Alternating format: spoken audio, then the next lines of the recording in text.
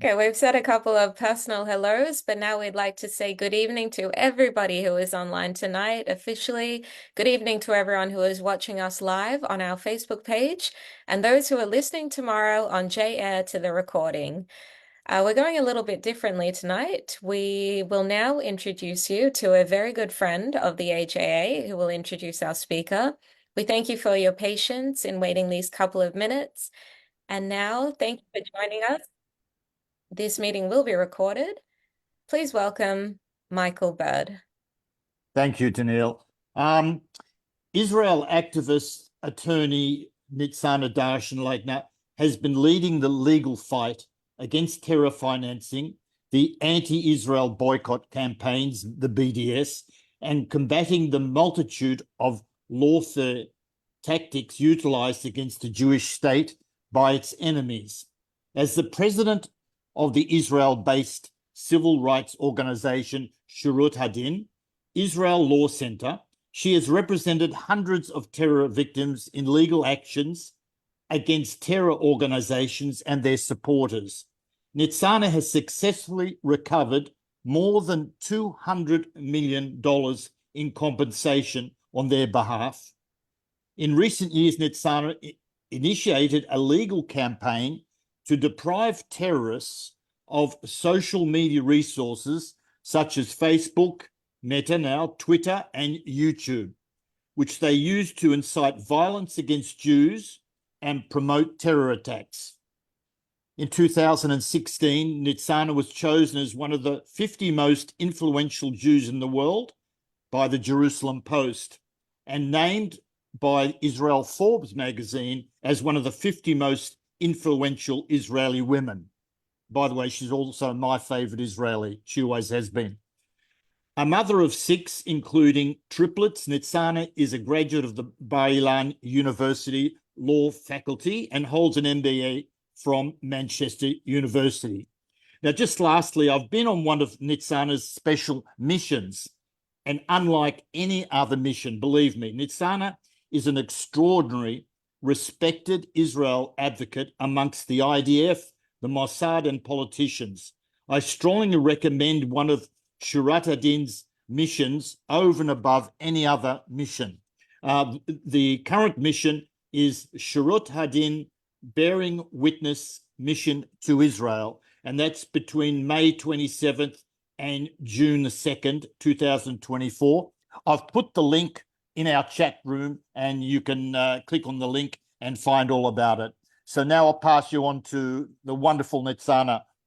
Welcome. Well, thank you, Michael, for this lovely introduction, and thank you for having me on your show. I would start with October 7, 6:30 in the morning. Hamas shoots 5,000 rockets into Israel that covers the Gaza border till northern of Tel Aviv. Simultaneously, they neutralized all the cameras and the surveillance towers of Israel and were able to invade into Israel through the fence. They broke 30 places in the fence, went into Israel.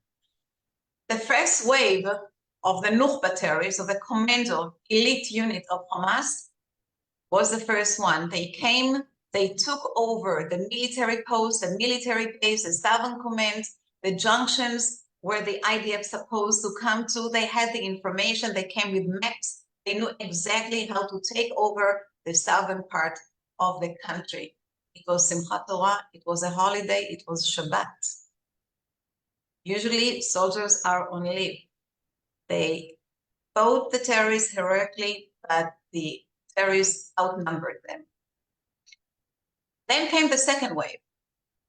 Thousands of terrorists, not Nukhba, not elite, regular terrorists, came into Israel and took over the kibbutzim and the Nova Festival. And they went into people's houses, slaughtered them in their sleep, on their beds, in their security room, burning them alive, torturing, dismembering, beheading, raping. And then came the third wave. And the third wave was the mob. They were called in the streets of Gaza, in the mosques, to come and to use the opportunity to go into Israel to slaughter, to kill, and to kidnap, and to plunder. And they came, and there were thousands of them that came by foot, by truck, by bike, by bicycles, entered Israel, entered the kibbutzim, murdered, tortured, raped, and killed. It took the IDF many, many hours to start and occupying again the southern part of Israel. Within 12 hours, they shoot heavy artillery into Gaza. In 20 days, the IDF entered Gaza. Israel was in a war. And we have two goals for this war: to dismantle Hamas and to bring back the hostages. Shurat HaDin was called immediately to join in the war. Shurat HaDin was always in contact with the security services in Israel and the intelligence services. It was established as a request of a special unit in the Mossad called Harpoon that fought terror financing to come and join the war. We actually started as private lawyers. I finished law faculty in Bar Ilan University. My friends finished in Tel Aviv, Hebrew University. The Intifada broke out, the second Intifada, and we felt that as lawyers, we can play a role in the war against terrorism by doing what lawyers do best: go after the pocketbooks of the terror organizations, trying to bankrupt them. We believe that money is the oxygen to terrorism, and if we can block the flow of the money, we can block the flow of the terrorism. On our own, we started filing lawsuits against the terror organizations and their financial patron. And in 2 years, we started winning in court. We got judgments for hundreds of millions of dollars and liens and unprecedented decisions. So we were called by a special unit in the Mossad called Harpoon, headed by the legendary head of the Mossad, Meir Dagan, who told us perhaps we can collaborate. In the course of their operations, they accumulated so many documents, so much evidence that connects between the financier of the terror organizations from the United States, Europe, Jordan, Lebanon, to the terror organizations in the Palestinian Authority. And maybe we can bring more actions against the Palestinian Authority, against Iran, against Syria, against the banks that provide the terror organization with the financial services in order to dry out the source of their money. We agreed, but we couldn't do it as private lawyers anymore. And we established Shurat HaDin, Israel Law Center, to take all these hundreds of cases and file them in orderly manner in the courts around the world. Since then, we're representing thousands of terror victims in lawsuits and legal actions against Hamas, Islamic Jihad, PLO, the Palestinian Authority, Iran, Syria, North Korea, European banks, Arab banks, Chinese banks, Lebanese banks, Google, Twitter, Facebook, for aiding and abetting terrorism. And we've been pretty successful. First, we changed the way banks were doing businesses. Our lawsuits sent a shocker through the international banking system that no bank agreed to pay to provide financial services to a designated terror organization, to open bank account to an Islamic charity that identified the terror organization, or to operate in terror zones like South Lebanon or Gaza. Banks had to pay billions of dollars compensations in these lawsuits, and no bank wanted to take this risk anymore. We were able to seize assets of the Iranian regime. Every time we get a judgment against Iran, we don't stop. We go and enforce it against Iranian assets. Bank accounts in the United States, tens of millions of dollars in these accounts were given to the terror victims. Assets, buildings. We have a building called 655th Avenue in Manhattan, partially owned by the Iranian government. It's worth $700 million. We put a lien on this building. Now it's being sold. The process will go to the terror victims. Every time Iran is entering a transaction with a company, we go and put a lien on this deal. Boeing, for instance, they signed an agreement with Iran to sell them 80 aircrafts for $17 billion. We went to the court in Chicago where Boeing has its headquarters. We said, we have a judgment against Iran. We are entitled to the Iranian money that will go in this deal or to the aircraft, and put a lien on the deal. And indeed, we are able to collect hundreds of millions of dollars in terror assets that belong to the Iranian regime and now are in the hands of the terror victims. We force the banks to settle these cases and to pay billions of dollars to terror victims, and we force the Palestinian Authority to settle these cases and pay money to the terror victims. And in cases that we win against the Palestinian Authority, which recently she refused to pay, we put a lien on the tax money that Israel collects for the Palestinian Authority on a monthly basis. And if it's a political question, and sometimes the Minister of Treasury refused to pay the terror victims, fearing that it will bring the collapse of the Palestinian Authority, we go, we put a lien, we force it in court, and we get the terror victims to be paid hundreds of millions of shekels. So it was pretty natural that in the wake of October 7th, we will be called to join the war. I was meeting with the National Security Agency in Israel, and they asked me to go after those who finance Hamas in order to block their funding. The first target we're going after is Qatar. Qatar not only gives cash money in suitcases to Hamas with the permission of the state of Israel, let's not ignore this, but also gives hundreds of millions of dollars from charity organizations in Qatar to the charity organizations of Hamas. Hamas received from the Qatari regime hundreds of millions of dollars a year. That must stop. We can't sue for Qatar. Qatar is a sovereign state as opposed to Iran and Syria. They are not on the watch list of the State Department. They have sovereign immunity. But we can sue the Qatari Foundation, the Qatari Charity, and the Qatari National Bank. We're going to stop this flow of hundreds of millions of dollars to the hands of Hamas. We're going to put pressure on Qatar to stop funding Hamas. Second target is the Palestinian Authority. Despite the gap that there is between the Palestinian Authority to Hamas, you recall after the disengagement from Gaza, Hamas had won the elections in Gaza, and now he's the ruler in Gaza. He threw out all the PLO representatives from Gaza. It actually threw them from the windows on the high buildings, just got rid of anything that has to do with the Palestinian Authority. And yet, Mahmoud Abbas, the head of the Palestinian Authority, gives $1 billion a year to Hamas. He pays for their infrastructure, he pays for the health system, he pays for the education system. He paid for the infrastructure for oil, water, electricity. He pays for the municipalities, he pays for the projects. Now you may say, it's okay. I mean, it's okay if the Palestinian Authority wants to pay for what's going on in Gaza.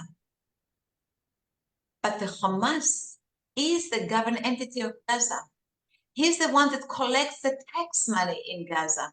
He's the government in Gaza. He's the one that's supposed to pay for all these things that I listed in Gaza. If somebody else pays for all this infrastructure and operations and projects, that frees $1 billion for Hamas to go and divert to its military operations. And this is how he built this tremendous underground tunnel city, 7 floors down, 750 kilometers long. This is how we were able to manufacture hundreds of thousands of rockets and missiles launchers, and to bring ammunition into Gaza. He has a whole industry with a budget of $1 billion. That must stop. One of the victims representing in these lawsuits is Amit Men.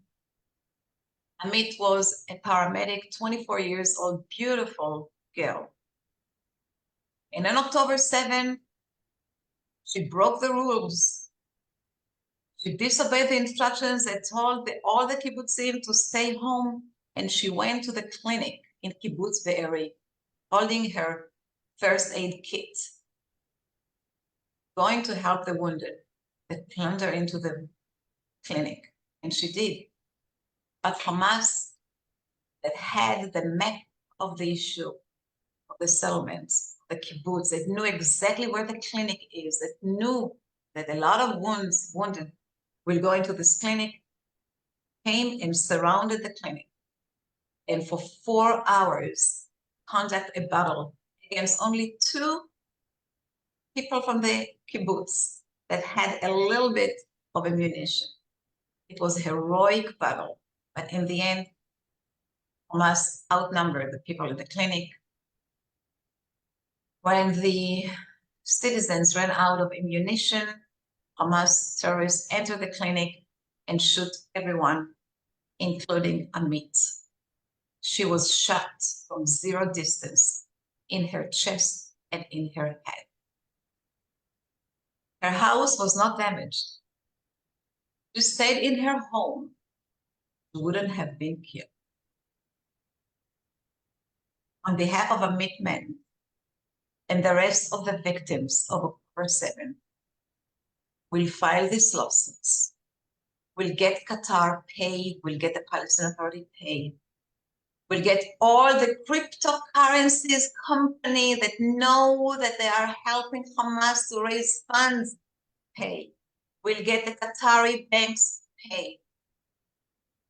We'll teach them that there is a very high price for Jewish people. The Red Cross.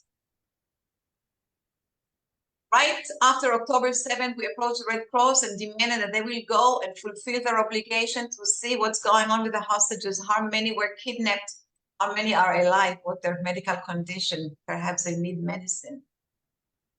But the Red Cross refused. They said that they are not working in Gaza. It's only the Red Crescent.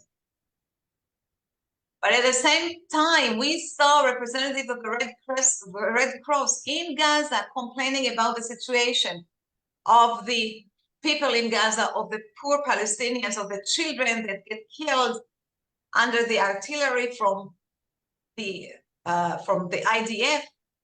So the Red Cross is working in Gaza. We sent them a warning letter signed up by 1,500 lawyers, demanding that they will fulfill their obligation and go and demand to see the hostages in Gaza. The Red Cross refused, so we sued them in court.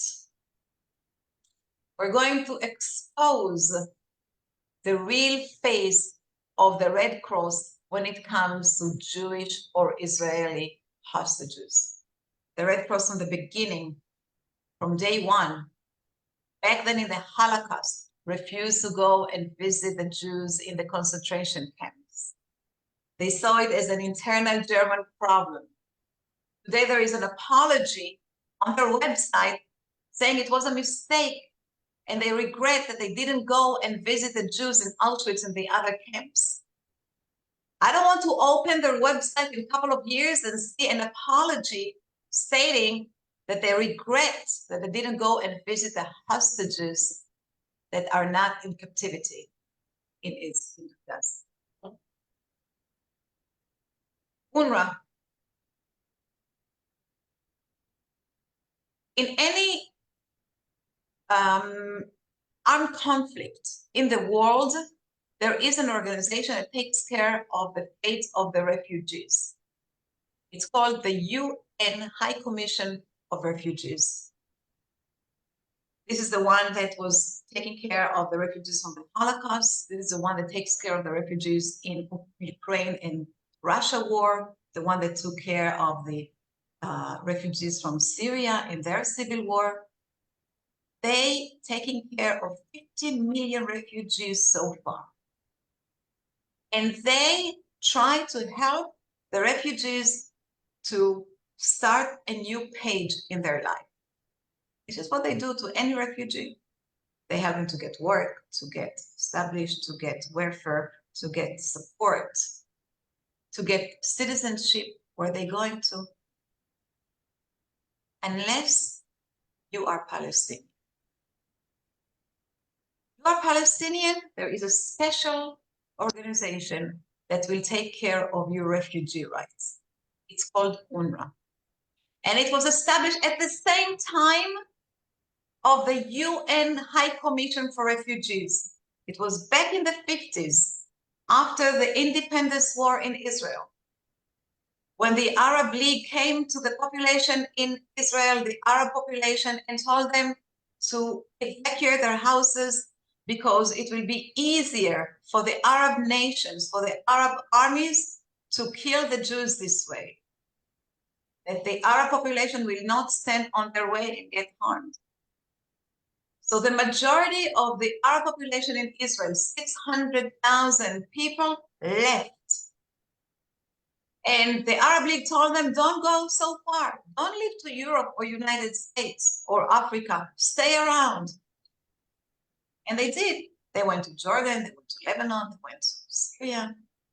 They went to the West Bank that was part of Jordan, and to Gaza that was part of And then UNRWA was established. And UNRWA, instead of helping the refugee to rehabilitate their life, to help them to start a new page in their life, they banned them for integrating in the society where they left. They banned them from getting a citizenship. They banned them from marrying other people in these countries. Why? Because they have to go back to the places where they came from. They have to go home to their houses in Haifa, in Akko, in Tel Aviv. And until this day comes, they have to stay in their refugee camps. Them and their children and great-children and great-great-children. In order to secure the rights of their great-great-children, everybody gets a status of refugee.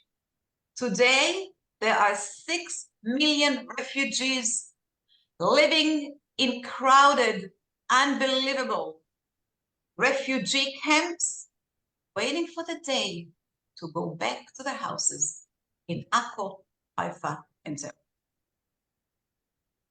We know that. We know that for years.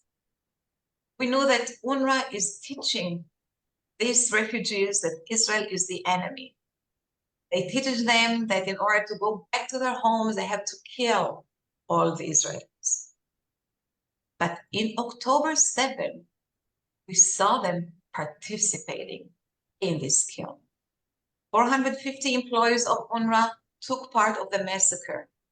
They murdered, they burned, they raped, they kidnapped. Half of the employees of UNRWA are affiliated with Hamas. 10% of them are actually terrorists of Hamas. UNRWA's facilities served Hamas to hide missiles and launchers. They served Hamas to hide the underground tunnels. In UNRWA's offices, we found the servers of Hamas. UNRWA became Hamas. UNRWA is equal to Hamas. And as such, they have to be dismantled the same way Hamas has to be dismantled. So we went to the United States and filed an injunction against the State Department to defund UNRWA. United States is the largest funder of UNRWA. They gave them $4 billion so far, just last year, $422 million. If United States will stop funding UNRWA, UNRWA will disappear. We also demanded the Israel will designate UNRWA as a terror organization and are filing lawsuits against UNRWA on behalf of the people that UNRWA employs, murdered and kidnapped to Gaza. If you want to re-educate the people in Gaza, we can't leave UNRWA on. We have to shut down this terror organization. Harvard University, as we all know, we thought that in October 7, the world will be with us Israelis, with the massacre, with the victims, with the soldiers. And it was, but only for one day.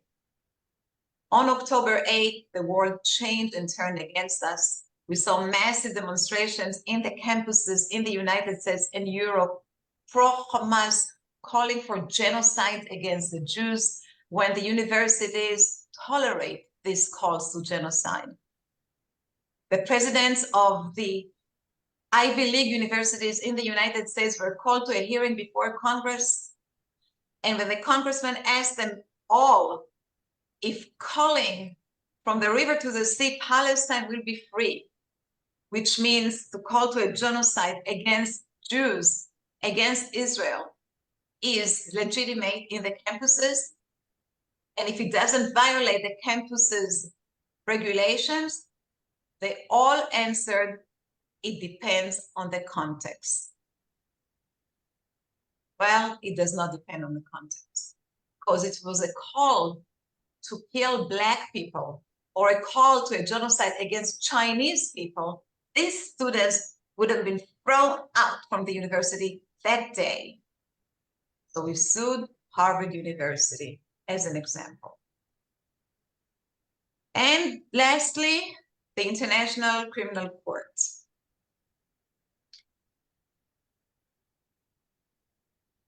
What Hamas committed on October 7 is a crime against humanity. It's a war crime.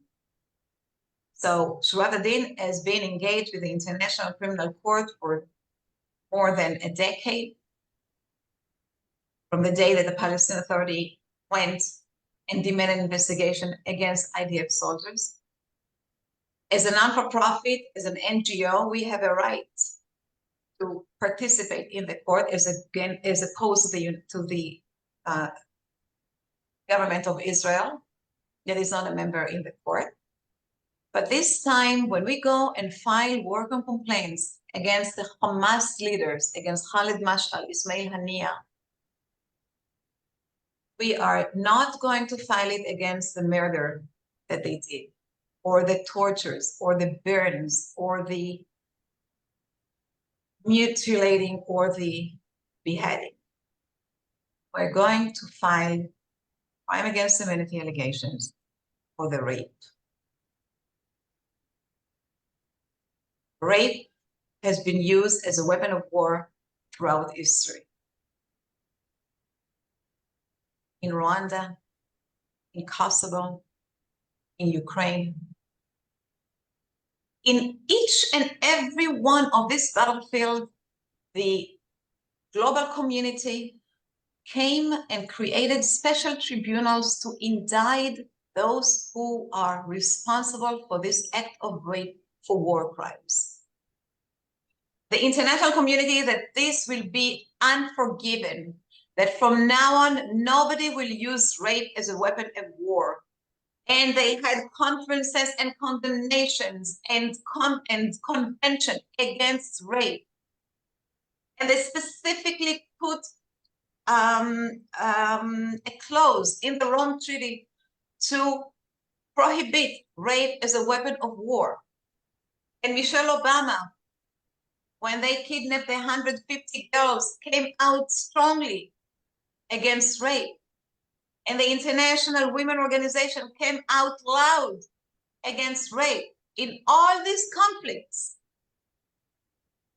Not on October 7. On October 7, the world kept silent. Well, no more. We know that rape was not a random incident in October 7. They had orders. They had written commands what to do when they enter the kibbutzim, what to do when they go and attack the Nova Festival participants. We heard it from the witnesses that lie down on the floor or hide in their rooms, hearing what the terrorists were doing to their daughters, to their wives, to their friends. We saw the testimonies from the Zaka people, from the first respondents, telling us what they saw when they came to this scene. And if we thought it ended in October 7th, we were wrong. Because today, this is what our hostages are going through. Acts of rape and sexual assault.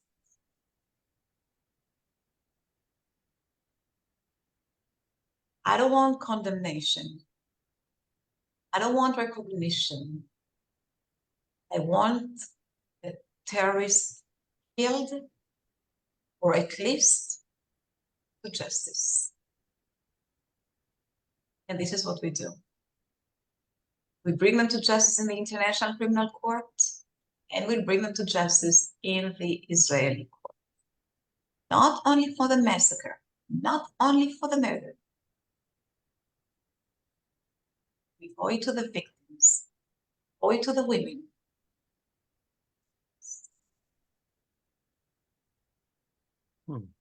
This is only a portion of what we do in the wake of October 7th, and we'll continue our fight because we don't have any other choice. We need Israel to win, not only for the state of Israel, for the whole Jewish community. And today, more than ever, we have to utilize our right, our independence to fight back. Because for generations, the Jews were chased all around the world. In the pogrom, we fled for our life. In the Inquisition, we had to change our religion. In the Holocaust, we were brought and slaughtered to death. But we came back and we established a state. And then we decided that we are fighting back because we swore never again. And we fought back. But now we have to swear that we will fulfill this swear, this oath, and it will never happen again. And in order to make sure that it will not happen again, we have to dismantle our enemies, not only Hamas, also Hezbollah, whoever threatens to kill the Jews, because now we know that they have the capabilities to do so. So it's not our obligation only. It's the obligation of the entire Jewish community to join into this fight. And everybody has to do whatever they can to fight back. I promise you, Israel will win. Israel won through the history. The Jewish people is forever. But we need everybody to join in this fight. Together, we will win. Thank you, Nitsana. The Jewish people are lucky to have such a passionate and gifted advocate. So very inspiring. Thank you.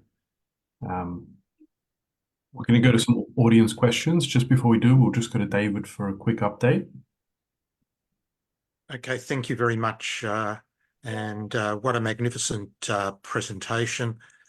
I would love to talk to Nitsana in more detail about some of these things and the application in Australia, but who knows, maybe we can do that another time.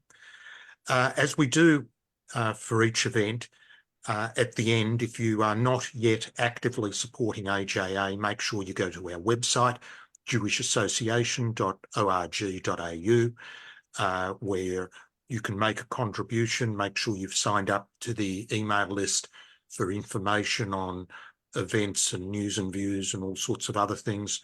Follow our social media, which is now by far the largest Australian Jewish platform, whether it be Facebook, Twitter, Instagram, whatever you prefer. Next week, we're addressing an interesting and perhaps controversial subject, and that is, should Jewish communities be re-established in Gaza? Now, AJA does not have a policy on this, but it is being discussed in Israel, and at least one poll shows that it has significant, not necessarily majority support, but perhaps 40% of Israelis think that is something that should be explored. So we have Daniela Weiss and also Lital Slonim from the Nachala movement joining us next week. And there is a second event happening next week. And if you want to go to this, you need to book today. Bookings close at the end of today. Next Wednesday, Rowan Dean and I are doing a joint event for the New South Wales Liberal Party in Roseville, the Roseville branch. The subject is the rise in anti-Semitism, but we will undoubtedly discuss some of these political issues as well. So that's on our Facebook page, and it was in this morning's email if there's anyone in Sydney who wants to come to that dinner event next week. Perfect. All right, I can see we've got a lot of hands up, so just a reminder, try to keep the questions very brief, no statements, one question a person, and we'll go to some new people as well. So first up, Morris, would you like to ask a question? Shalom Nitsana, Yasher Koyach. Nitsana, just away from the October 7 events and everything. Gonzalez v. Google, the case against the social media giants aiding and abetting terrorism. Where is that at? This is a case that there's a brief background for whoever doesn't know. We are suing the social media companies for aiding and abetting terrorism. In the United States, there is a law called Anti-Terrorism Act that prohibits any American company to provide any sort of services to a designated organization. And since the ninth Intifada in Israel, when we realized that the terrorists are using social media to communicate, to get inside, to go and carry out terror attacks, we went and filed lawsuits against Facebook, against Twitter, against Google in the federal courts of the United States. We lost because social media have immunity. In the United States, Section 230 to the Communication Decency Act grants blanket immunity to social media from being sued. They don't see it as publishers. But the last case that we filed, Gonzalez versus Google, on behalf of a 24-year-old student from LA that was killed in the Paris attack done by ISIS. We filed it against Google. Google owns YouTube, and YouTube allowed ISIS to screen their beheading videos, these horrific, scary videos, which in the end of them, you could have joined ISIS. They have contact people, what to do, and nobody would know about ISIS without these beheading videos. So we went and filed a lawsuit called Gonzalez versus Google. And this case, for the first time, reached all the way to the Supreme Court. It was not dismissed based on the immunity.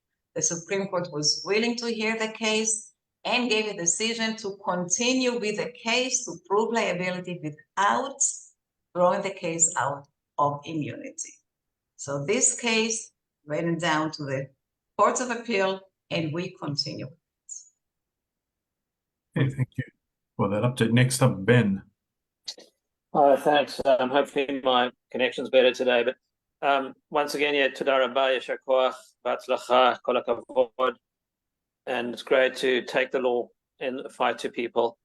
You mentioned that Qatar was providing cash in suitcases to Hamas with the knowledge of the Israeli government. Can you explain that a bit better? And also the actions, some of the actions you're taking now. Of course, you know, it doesn't help you can't change the past, but just out of interest, understand why some of them were not taken more vigorously previously. Well, we did take action previously, as opposed to Israel that I was said before. In 2012, the Palestinian Authority stopped funding Hamas. There were reached a clash between the relationship, and Mahmoud Abbas decided there's no longer giving any money to Hamas. That caused a disaster to Hamas. So Qatar said that she will step in and she will give money to Hamas. And Israel allowed it. In 2012, Israel allowed Qatar to give money to people in Gaza in cash, in suitcases. Remember, I told you, because of our lawsuits, there is no banking system in Gaza, so they had to bring it in cash and to give it to people in Gaza. That was done for years. I brought a high court petition against these transactions. I said it doesn't make sense. It doesn't make sense that Israel, on one hand, will fight Hamas, and on the other hand, will allow it to be funded. But my high court petition was rejected. It's a policy of the Israeli government. The court cannot get involved. So I sued the Qatari charities and the Qatari banks, and this lawsuit goes on in court. Today, the state of Israel realized that you cannot bribe the terrorists, that you cannot oil them and hope that they will be good to you.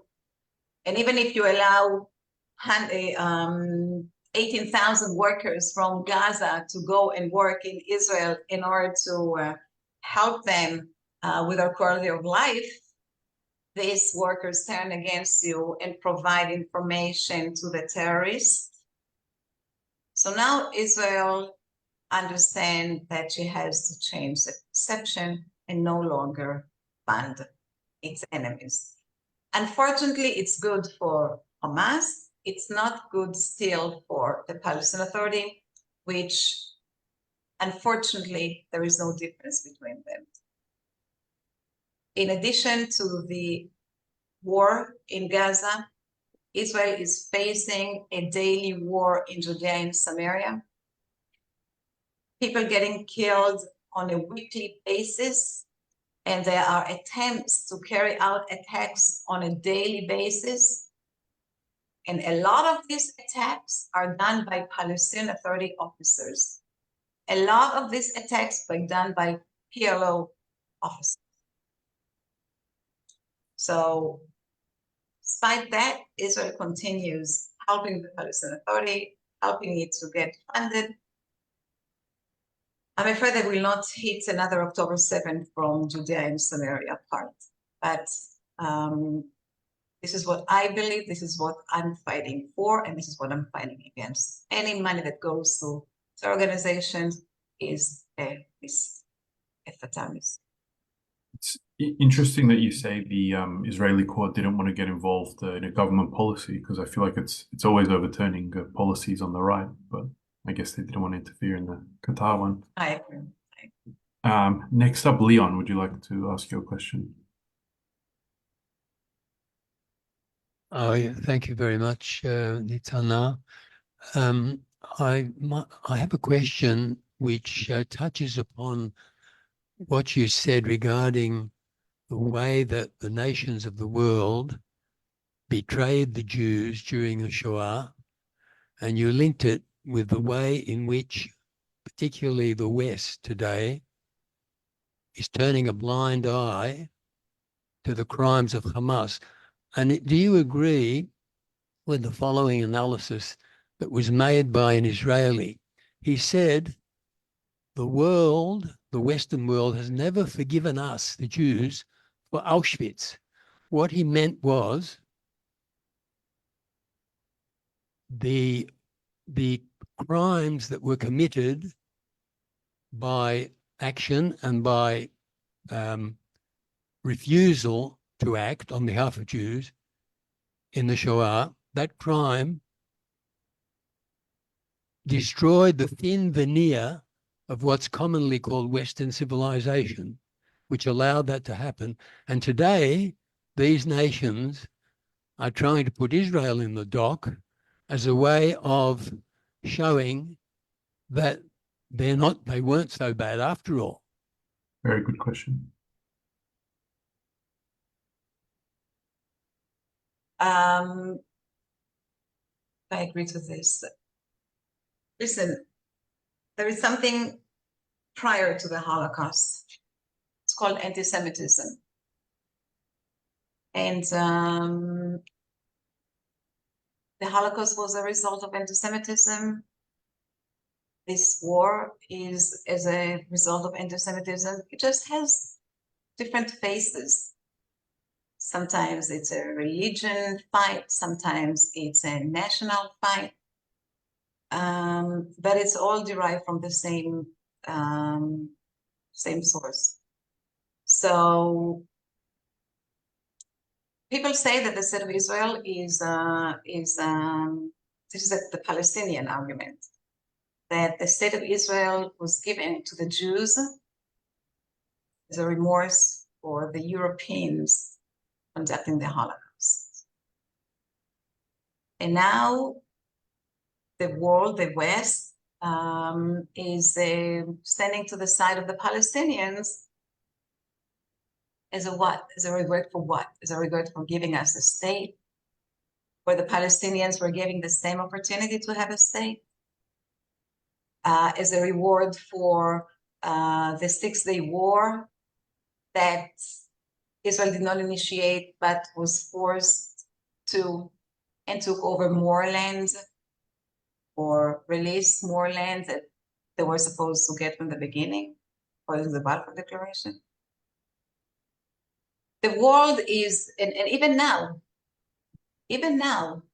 you just cannot accept the silence of the world, but in fact, they are standing to the side of the terror organizations, of those who are against Israel, and no matter what they did, they don't care about the massacre that Israel went through in October 7. They side with the oppressors, with those who are,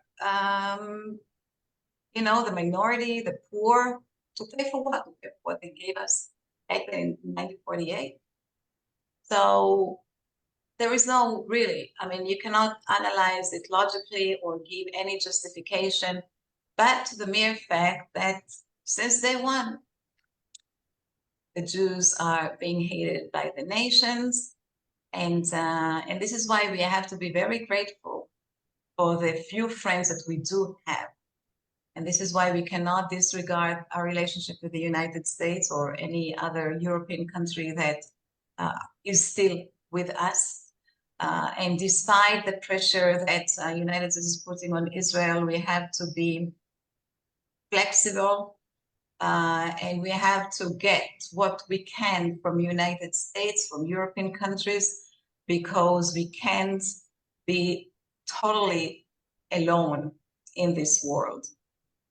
So that's the job of the foreign ministry, of the prime minister, to maneuver somehow in this hatred against Israel and to fight for the survival of Israel. It's not easy, and it's not going to stop even after, as we saw, even after October 7th. It's very unfortunate. The Australian government has gone from being one of the most friendly towards Israel in the world to, unfortunately, the current government is extremely anti-Israel. We remember better prime ministers in Australia than the current one. Future. Next up, Victor. Oh, thank you very much, Nitsana. You are 100% right, and I compliment you enormously for your initiative, effort, and understanding the whole issue.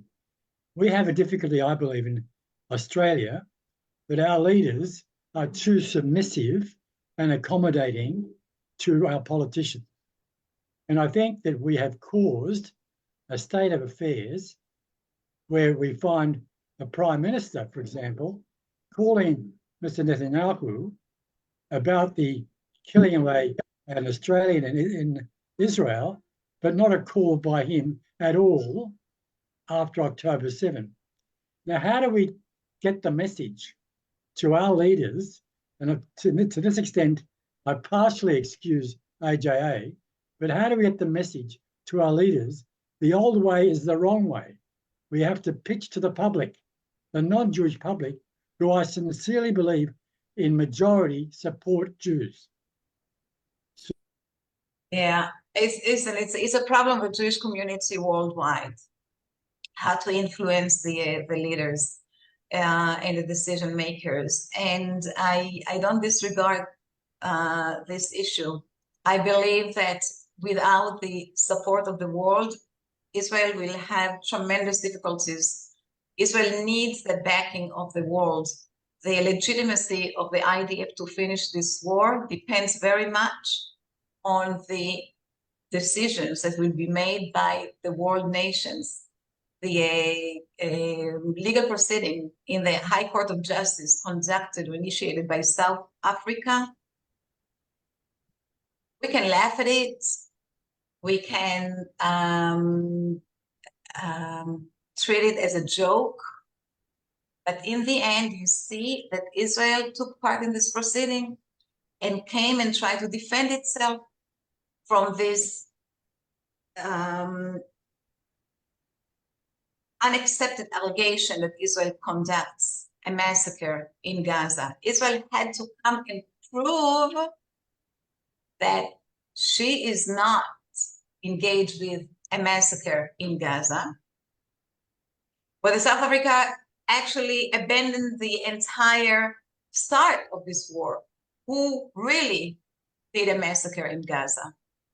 So even in this marginal proceeding, which we don't believe in the court, we don't believe that South Africa is the country to come and make this statement, which now is a proxy of Hamas. And yet Israel had to go and participate, because if not, any decision that will be made by the International Court of Justice will go to the International Criminal Court.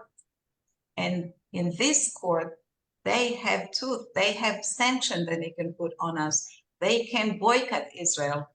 They can issue arrest warrants against IDF soldiers. Then the threat will become real. So with all the our wish to be independent and to go and do whatever we want in order to fight for our country, we have to take into consideration what the nations of the world are saying, doing, etc. And this is why it's crucial for the Jewish community everywhere to make as much as they can in order to influence the leaders of their countries. Op-ed pieces, letters to the congressmen or parliament members or ministers, demonstrations, articles, videos, that's in their country. Without this support, I'm telling you very, very frankly, Israel will have a problem. Indeed, we're not going to commit a suicide. Indeed, we're not going to let our enemies kill us, but we'll have difficulties. And we need the influence of the Jewish community. The Jewish community needs to come to Israel and see in your own eyes what happened on October 7th.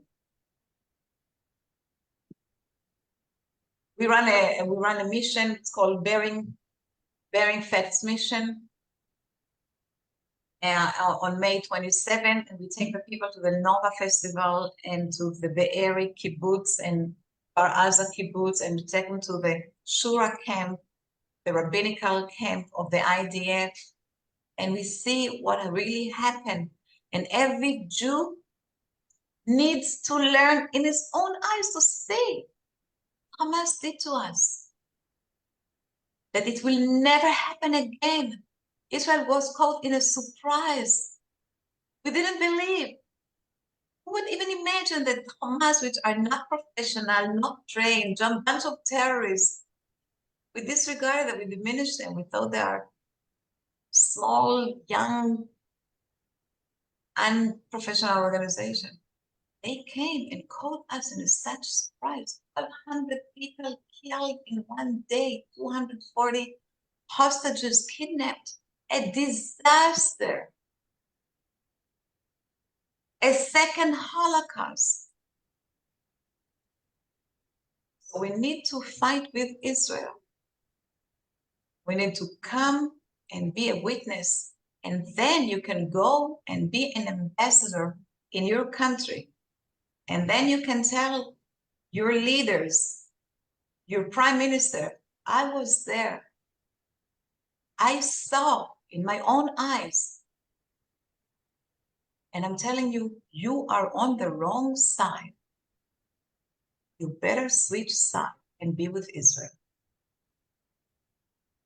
Now, I can see we've got quite a few hands up, but we're just at time. So I wanted to ask you, you just mentioned about the trip, and I can see in the chat a few different people have, without any prompting, mentioned they're on previous Shurat HaDin trips and saying how good they are and how amazing. So definitely a big recommendation that everyone should go. So can you just remind us again the dates and the website where we can find out more details? And certainly. So the dates of the missions are May 27 until June 2nd. It's a week-long mission. And you can find information on it by clicking on our website, israellawcenter.org, or just Google Shurat HaDin and it will come up. And at this opportunity, I will call you all to join us. Shurat HaDin is a non-for-profit organization, and we need donations from the Jewish community to continue our fight for the state of Israel, for the Jewish community, for our dear IDF soldiers. on that note, I want to thank you so much, Nitsana, for an amazing, inspiring talk. I recommend everyone goes on the trip. I want to thank Michael Bird as well for organizing this, but it's, you can see in the chat, there were so many positive comments, so everyone's really enjoyed this. So big thank you from AJA. Thank you very much, and not too early to wish you all happy Passover, happy Pesach. Happy Pesach, and hopefully we hear good news from Israel, good news with your cases. Amen. If we can cooperate in Australia or anything, let's be in touch. Thank you so much. Thank you everyone for joining, and Thank you. look forward to seeing everyone next week.